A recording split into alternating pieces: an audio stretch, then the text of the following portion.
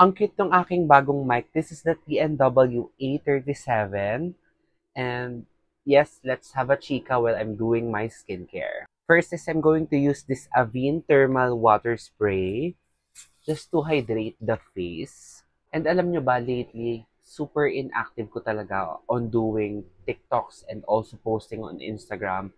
I am not in my usual self kasi sobrang nabusy sa thesis and then sobrang nabusy rin talaga sa OJT. And a little thing kung bakit hindi talaga ako nakakagawa ng contents kahit 8 hours lang yung pasok sa OJT before is because ang pag-uwi ko sa amin go from kung saan ako nag-OJT is inaabot ng 2 hours, which is medyo nakakaloka siya for me because my God, 2 hours. Laging traffic po sa Kalamba. Nakakalungkot. Charot.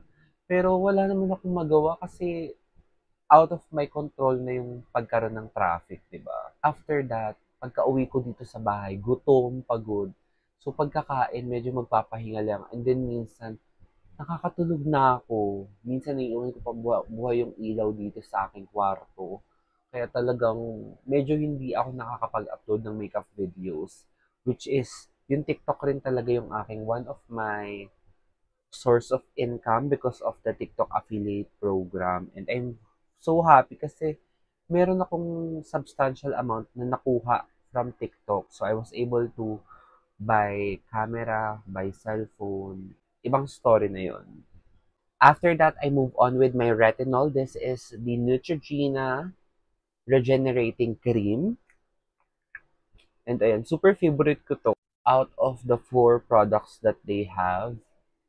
And then a little goes a long way. You don't need a lot kasi it will does its job kahit sobrang unti lang ng nilagay mo. And especially ano siya, nakaka-rejuvenate siya ng skin. So talagang hindi mo kailangan ng madami kasi sometimes nai-irritate yung skin natin. And super important na maglagay tayo sa leeg.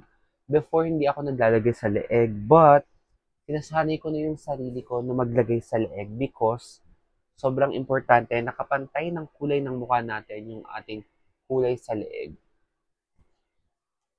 And again, going back, yun na nga, mag-film na dapat ako, pero ang dami ko pa rin palang kailangan gawin, kailangan tapusin. So, allow me to say sorry to all of the brands that I am working with. Ito sila. Ito sila.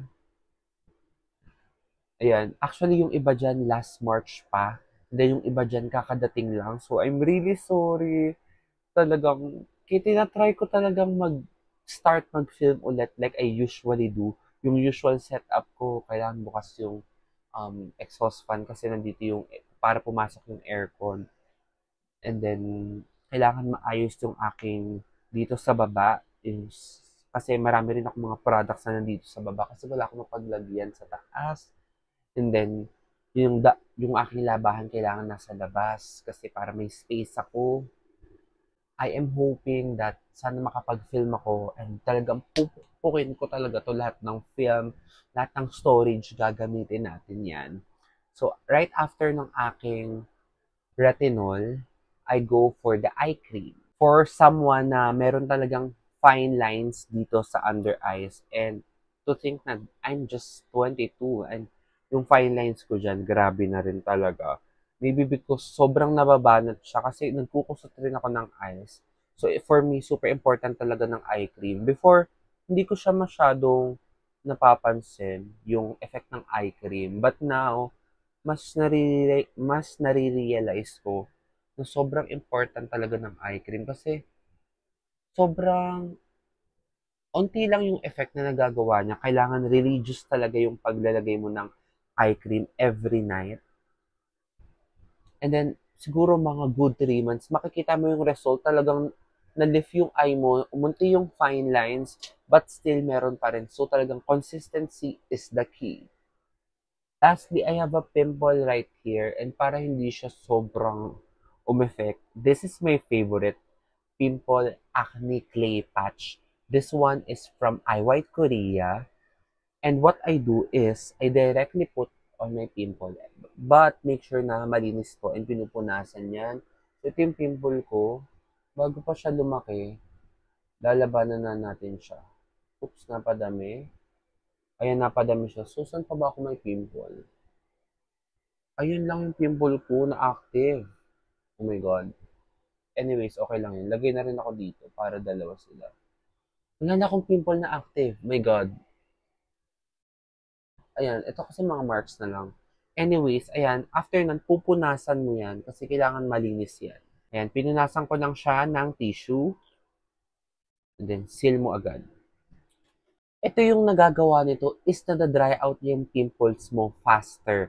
So, ito talaga yung mga go-to pimple stopping, pimple fighting na product na ginagamit ko. And I highly recommend this kasi siguro good 3 days, dry out na yung pimples mo. Ito part na to ng routine ko, maglagay ng lip balm. Kasi lately, ewan ko ba't nadadry yung aking lips. Ayan, perfect.